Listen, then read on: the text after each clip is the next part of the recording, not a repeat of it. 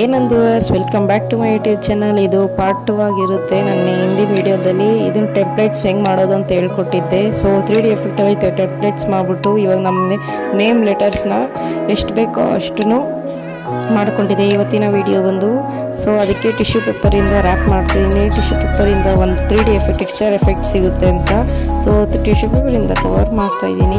ಇಲ್ಲಿ ನಾನು double coated tissue ಪೇಪರ್ನಲ್ಲ, ಸಿಂಗಲ್ ಕೋಟೆಡ್ ಟಿಶ್ಯೂ ಪೇಪರ್ನೇ ಹಾಕ್ಕೊಳ್ತಾ ಇದ್ದೀನಿ. ನೀವು ಸಿಂಗಲ್ ಆದರೂ ಹಾಕ್ಕೊಳ್ಳಿ, ಡಬಲ್ ಆದರೂ ಹಾಕ್ಕೊಳ್ಳಿ. ನಾನು ಟೆಕ್ಸ್ಚರ್ ಕ್ರಿಯೇಟ್ ಮಾಡ್ತಾಯಿದ್ದೀನಿ ಅಷ್ಟೇ.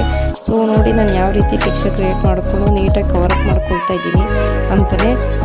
ಇದು ಎನ್ ಲೆಟರ್ ಆದಮೇಲೆ ನಾನು ಎಲ್ಲನೂ ಇದೇ ರೀತಿ ಮಾಡ್ಕೊಳ್ತೀನಿ, ಎಲ್ಲ ಲೆಟರ್ಸ್ಗೂ. ಸೊ ನೋಡಿ ನಿಮಗೆ ನೀಟಾಗಿ ಕಾಣಿಸುತ್ತೆ ಅದೊಂದು ಟೆಕ್ಸ್ಚರ್ ಎಫೆಕ್ಟ್ನ. ಇವಾಗ ನಾನೊಂದು ಕಾರ್ಡ್ಬೋರ್ಡ್ ಪೀಸ್ ತೊಗೊಂಡಿದ್ದೀನಿ. ಅದಕ್ಕೆ ಬ್ರೌನ್ ಶೀಟ್ ಇರುತ್ತಲ್ಲ, ಈ ಪಾರ್ಸಲ್ ಬರೋ ಕಡೆ ಬರೋ ಬ್ರೌನ್ ಶೀಟ್ನ ತೊಗೊಂಡು ರ್ಯಾಪ್ ಮಾಡ್ತಾಯಿದ್ದೀನಿ. ಸೊ ಇವಾಗ ಅದನ್ನು ಅದು ಎಷ್ಟು ಬೇಕೋ ಅಷ್ಟು ಸೈಜಿಗೆ ಕಟ್ ಮಾಡಿಕೊಂಡು ನೀಟಾಗಿ ರ್ಯಾಪ್ ಮಾಡ್ಕೊಳ್ತಾ ಇದ್ದೀನಿ. ಸುತ್ತಲೂ ಅದು ಒಂದು ರೀತಿ ಒಂದು ಹೆಂಗಿದೆ ವುಡನ್ ಪೀಸ್ ಥರ ಲುಕ್ ಕೊಡುತ್ತೆ, ಅದನ್ನು ಆ ರೀತಿ ಮಾಡಿಸ್ಕೊಳ್ತಾ ಇದ್ದೀನಿ.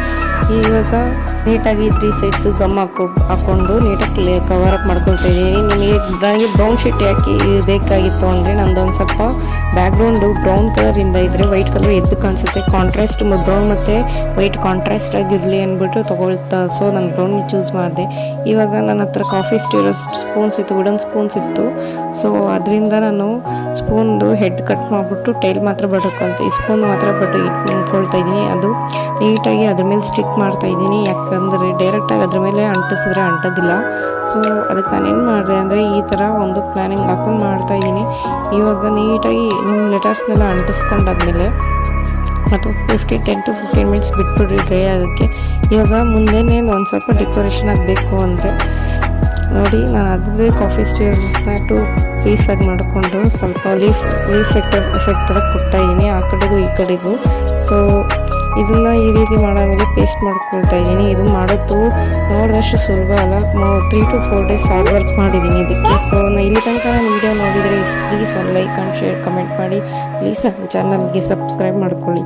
ನಾನು ಇದೇ ಥರ ಎಷ್ಟೊಂದು ಕ್ರಿಯೇಟಿವ್ ವೀಡಿಯೋಸ್ನೂ ಹಾಕ್ತಾ ಇರ್ತೀನಿ.